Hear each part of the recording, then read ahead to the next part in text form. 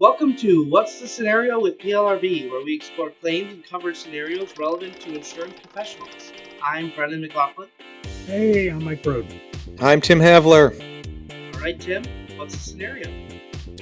Debbie homeowner was sleeping peacefully when, in the middle of the night, an intruder broke into her house Ooh. in an attempted burglary. Ooh. She dialed 911. Mark. Luckily, police were nearby and arrived at her house in less than 60 seconds. Hey, wait a minute. Sounds like an inside job. Maybe it was the police that were doing this. How'd they get there so quick? It was just fortunate timing. All right.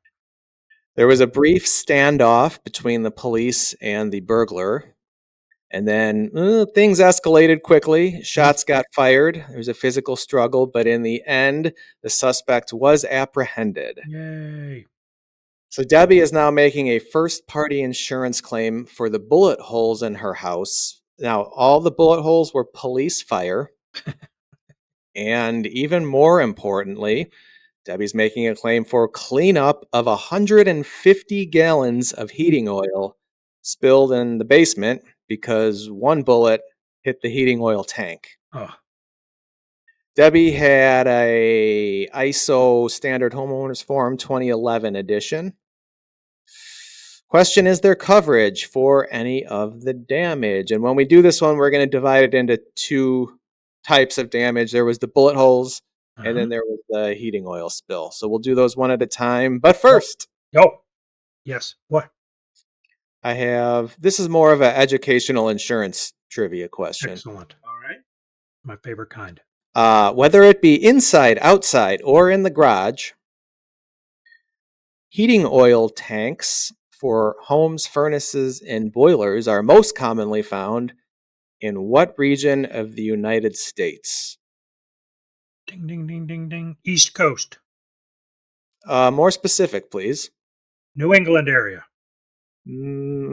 Acceptable. Maine, Vermont. What do you want? Yes. I was going to say maybe Connecticut. not upstate New York because I have never seen this or heard of this really.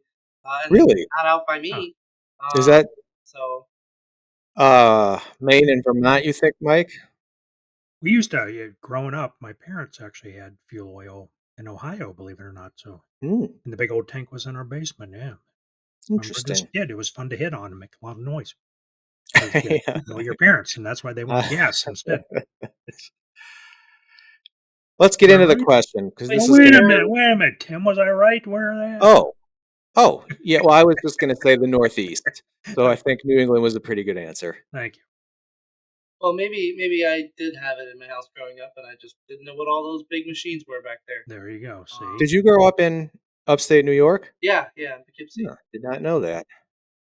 But new information about Brennan. I have a baseline here. Is this flammable stuff? Like, is this a fire hazard and difficult to clean? And this sounds really bad. Yeah, difficult to clean for sure. Yep. And that's why we're going to start with the pollutants exclusion, because when you think of difficult to clean or this contamination idea, your mind should go to the pollutants exclusion. Right. Pollutants, discharge, dispersal, seepage, migration, release, or escape of pollutants, unless the discharge, dispersal, seepage, migration, release, or escape is itself caused by a peril insured against under coverage C. Pollutants means any solid, liquid, gaseous, or thermal irritant or contaminant, including smoke, vapor, soot, fumes, acids, alkalis, chemicals, and waste. So heating oil is most likely going to be considered a pollutant, especially in a first-party policy. We see courts are more willing to interpret the pollutants exclusion broadly in first-party claims than they have been in third-party claims. This is the standard definition in this policy. It has that word contaminant, which I think is particularly relevant here. And there's lots of case law where a court held that heating oil was a pollutant. Some scattered exceptions, but we're going to go with the majority rule here and get right by that issue into what I think is the more interesting issue, which is if we call it a pollutant, is there a coverage C peril that caused the release of the pollutant? Tim? I know where you're going with this one, Mike. Where am We'll I get going? there. It's going to be on our list. Malicious mischief? Interesting thought. Uh-huh. So just before we get there, Oh. What are the when coverage pollutants C are perils, released, Tim? what's that? What are coverage C perils? Maybe we should. Oh, yeah, we're going to read through the list. Okay, good. But just a quick thing on proximate cause. When pollutants are released, it's almost always caused by something else. So it's nice that this policy tells us which of those something else is covered, as opposed to just leaving it up to us to try to say what's the proximate cause. So Gotcha. at least that's good. It narrows down our analysis. And now we're going to get to the list of coverage C perils. Ooh, boy. We're not going to start with vandalism or malicious mischief. We're Darn going it. to go down all of them. Okay. And I'll read them off. And if someone thinks ding, ding, ding in my head, we want to talk about this one a little bit more, speak up or forever hold your peace. Got it. Peril number 1, fire or lightning. No. Peril number 2, windstorm or hail. Peril No. number 3, explosion. Oh, maybe. Bullet exploded. Oh, good point. Say a little bit more. That's all I got. So That's what propels the bullet is an explosion. Yeah, and that's a good point. This comes up a lot of times in, say, a suicide. If an insured commits suicide with a gunshot, some people would say that the bodily fluids, as unpleasant it is to think about, would be a contaminant. But then we get right back to the same question: was that an explosion that released the pollutant or contaminant? Historically, PLRB thought, no, that's too much of a stretch. But then in the 90s, there was one case from Pennsylvania, I believe. Only a trial level court, so it's not binding precedent, especially outside of Pennsylvania. But it did say that a gunshot could be considered an explosion for the name peril. And they looked at, I believe, the dictionary definition, which is maybe gases expanding very rapidly, which I guess when the gunpowder fires, that's happening. So a future court may be persuaded by that, but I don't think every court would agree with that one. I'm going to say this is probably a bit of a gray area. All right. So let's see if we can find a different coverage C peril to shore up the argument. Okay. Number 4, riot or civil commotion. Ooh. Was the burglar causing a civil commotion? Brendan, you want to weigh in on that? I feel like you'd have a stronger case if there was just a riot going on in the neighborhood and this was one of the rioters breaking in, doing some burglary. Maybe that's why the cops got there so fast. But without a whole bunch of stuff going on, I think there has to be more than one person for a riot. I don't know. I agree with that. Yeah. I think especially when you pair those, riot plus civil commotion, I think the interpretation of civil commotion should be narrowed to more in line with a riot as an overall phrase. We have couch on insurance. Civil commotion is essentially a domestic disturbance that occurs in a particular locale, which could encompass a county, country, or an area. So it does suggest more than just one person being involved. It's more of a group thing. So I don't think that one peril is particularly strong, Mike, but I do like the thinking here. All right, appreciate that. Number 5, aircraft. Number Bullet 6 was flying through the air. Wait a minute, Tim. I'm not giving up there yet. But I know. All right, I'll move on. I apologize. Number 6, vehicles. Yeah. Number 7, smoke. Ooh. Well, smoke was the burglar's nickname. Number 8, vandalism or malicious mischief. Ah, yes. Oh, we there got we to go. it. But are the police responsible for vandalism or malicious mischief? No, they're doing their job. So yeah, I guess I would fail on Agreed. that one, right, Tim? All right. Agreed. And that's why I made a point to say it was the police bullets and not you're the smart. Yeah. If it was the burglars bullets, we might be saying something different there. There you go. Okay, number 9, theft.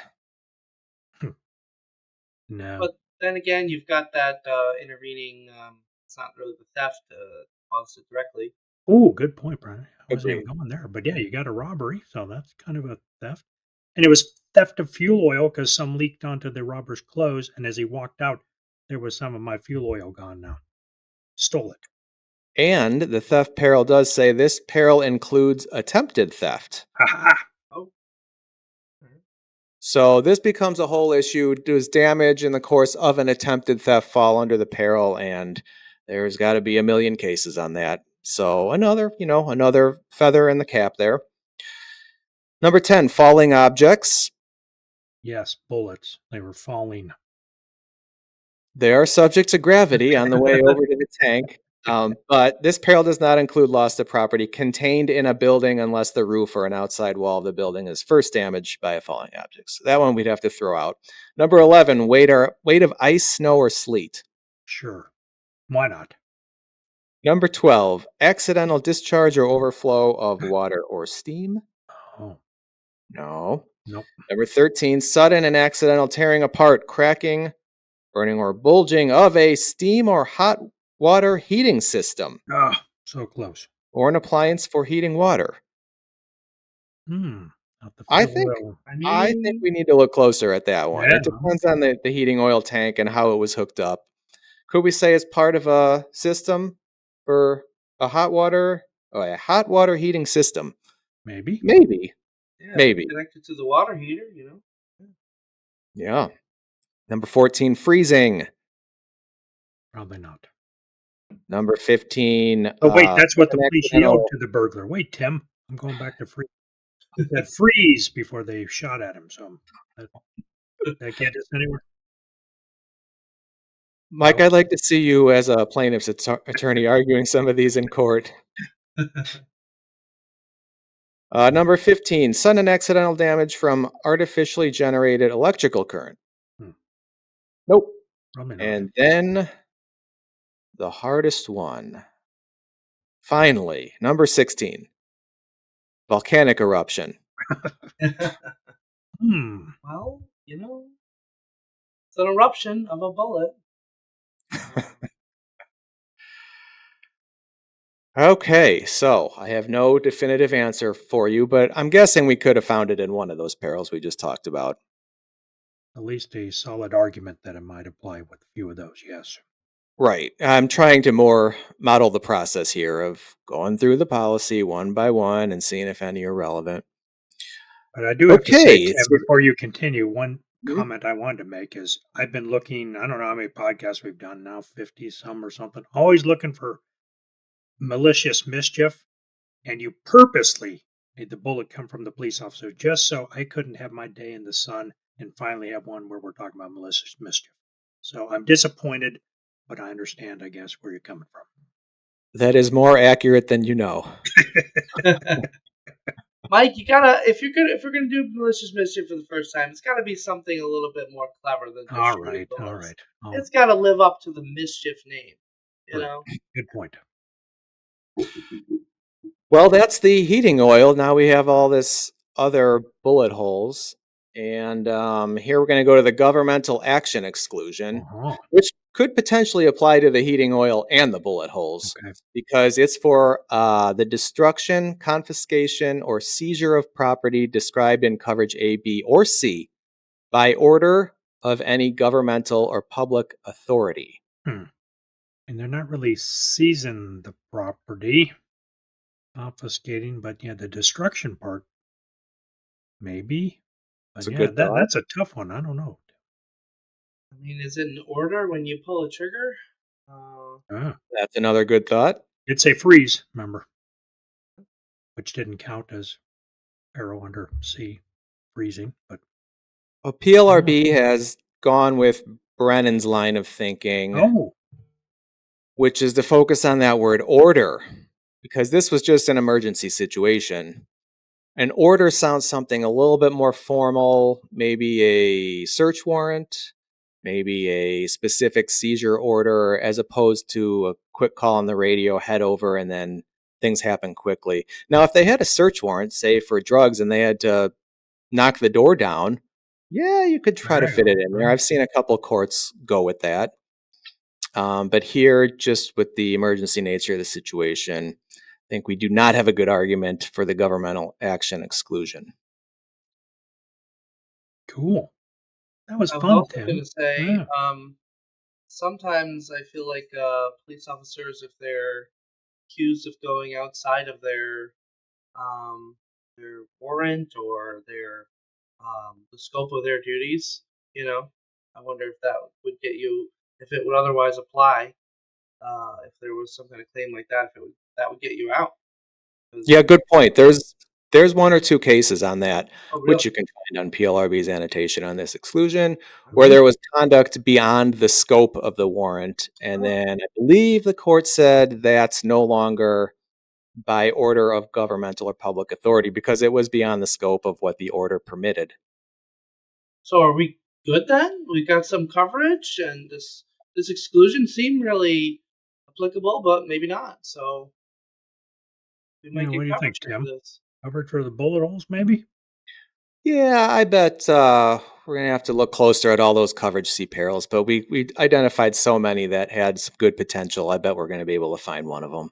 All right. 'Cause we always want to validate coverage for our insureds, right?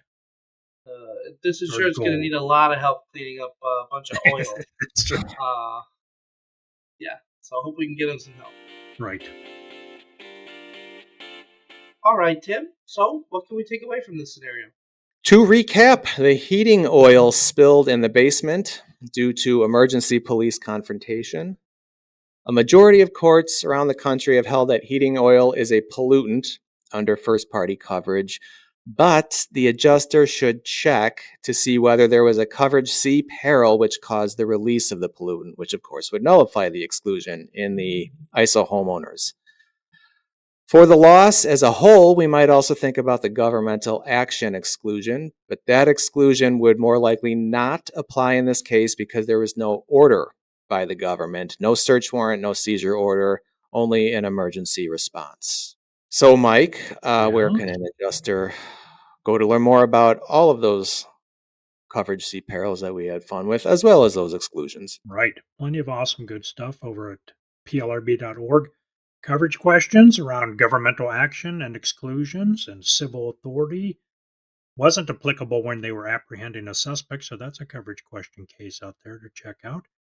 And your annotations that you mentioned, Tim, that was always my go-to thing to look at. How does the policy define these things? And then you click on the link and it'll take you to the exclusion, how different courts have made a decision around coverage.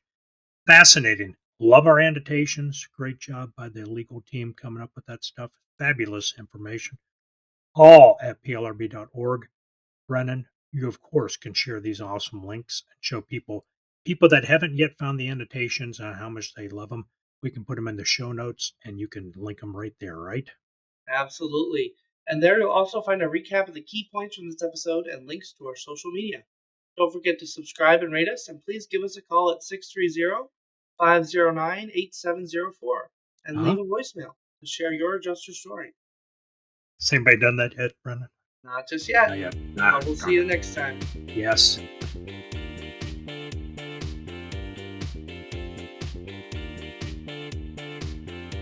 The views and opinions expressed in this resource are those of the individual speaker and not necessarily those of the Property and Liability Resource Bureau, its membership, or any organization with which the presenter is employed or affiliated.